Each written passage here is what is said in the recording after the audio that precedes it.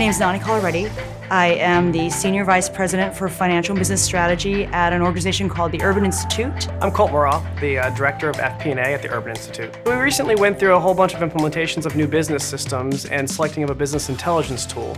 And we wanted to make sure we were capturing the right data based off of relevant business drivers and putting the right KPIs in front of decision makers. A key priority that Gartner helped us with is transforming and kind of managing the change of our enterprise business systems. Without the right KPIs, you can ultimately make decisions that aren't based off of information that's relevant to those decisions. Time is of the essence because you want to have the right information for decision makers as soon as possible, but then making it an iterative process to continue to enhance those KPIs and those indicators that we're constantly tracking.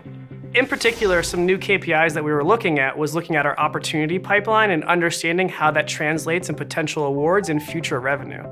By using those KPIs, we could take that data and model out what our revenue scenarios look like and make decisions about how much we should spend in the current year and how much we should expect to spend in the upcoming years. Gartner has helped us by providing both tools and tricks and a diagnostic to tell us where we are along a line of capability and capacity, and has also given us the tools to improve our finance team's capacity.